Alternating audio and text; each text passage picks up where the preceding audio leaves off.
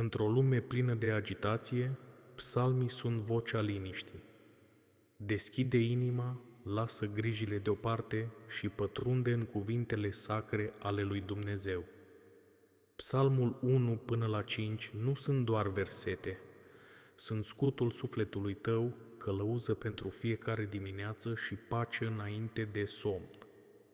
Respira adânc, ascultă și lasă cuvântul să-ți aline sufletul. Începe călătoria, Dumnezeu te așteaptă în fiecare verset. Psalmul 1. Calea celor drepți și a celor răi. Ferice de omul care nu se duce la sfatul celor răi, nici nu se oprește pe calea celor păcătoși, nici nu se așează pe scaunul celor batjocoritori, ci își găsește plăcerea în legea Domnului și zi și noapte cugetă la legea Lui. El este ca un pom sădit lângă un izvor de apă, care își dă rodul la vremea lui și ale cărui frunze nu se veștejesc. Tot ce începe, duce la bun sfârșit. Nu tot așa este cu cei răi, ci ei sunt ca pleava pe care o spulberă vântul. De aceea, cei răi nu pot ține capul sus în ziua judecății, nici păcătoșii în adunarea celor drepți, căci Domnul cunoaște calea celor drepți, dar calea celor răi duce la pieire. Psalmul 2. Unsul Domnului biruiește pentru ce se întărâtă neamurile și pentru ce cugetă popoarele lucruri deșarte. Împărații pământului se răscoală și domnitorii se sfătuiesc împreună împotriva Domnului și împotriva unsului său, zicând: să le rupem legăturile și să scăpăm de lanțurile lor. Cel ce șade în ceruri râde, Domnul își bate joc de ei. Apoi le vorbește în mânia lui și îi îngrozește cu urgia lui, zicând: totuși, eu am uns pe împăratul meu peste Sion, muntele meu cel sfânt. Voi vesti hotărârea lui, zice unsul. Domnul mi-a zis: tu ești fiul meu, astăzi te-am născut. Cere-mi și îți voi da neamurile de moștenire și marginile pământului în stăpânire. Le vei zdrobi cu un toiac de fier, le vei sfărâma ca pe vasul unui olar. Acum, dar, împărați, purtați-vă cu înțelepciune, luați învățătură, judecători ai pământului, slujiți Domnului cu frică și bucurați-vă tremurând, dați cinste Fiului ca să nu se mânie și să nu pieriți pe calea voastră, căci mânia Lui este gata să se aprindă. Ferice de toți cei ce se încred în El. Psalmul 3. Domnul, scutul și biruința mea, Doamne, cât de mulți sunt vrăjmașii mei.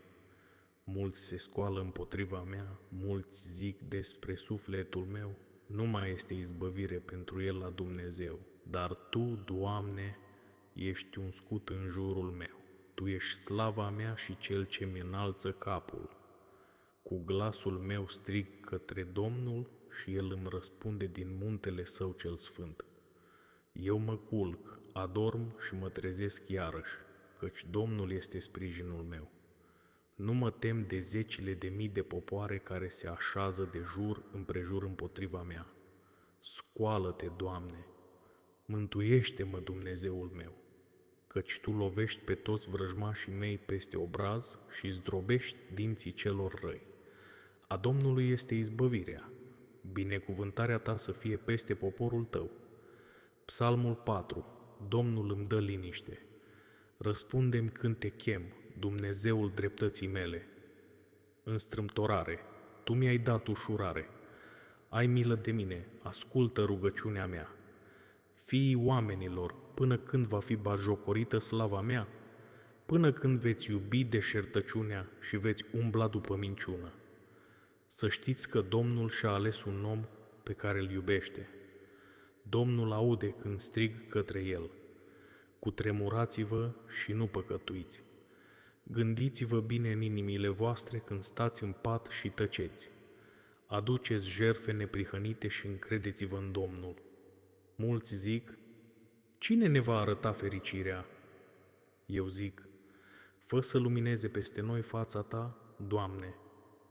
Tu îmi dai mai multă bucurie în inima mea decât au ei când li se înmulțește rodul grâului și al vinului.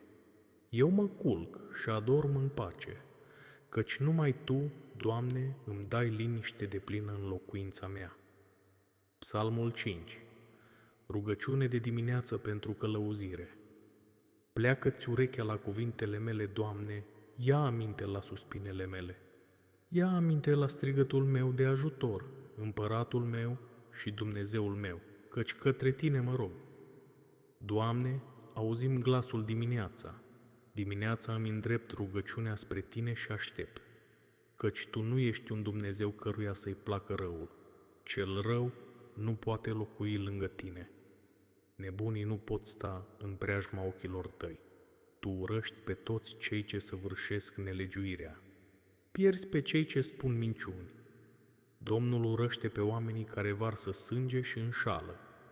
Dar eu, prin îndurarea Ta cea mare, voi intra în casa Ta și mă voi închina cu frică în templul Tău cel sfânt. Doamne, călăuzește-mă în neprihănirea Ta din pricina vrăjmașilor mei, netezește-mi calea sub pașii mei, căci în gura lor nu este niciun adevăr. Inima lor este plină de răutate. Gâtlejul lor este un mormânt deschis și pe limbă au lingușiri. Lovește-i, Dumnezeule, fă-i să cadă prin planurile lor.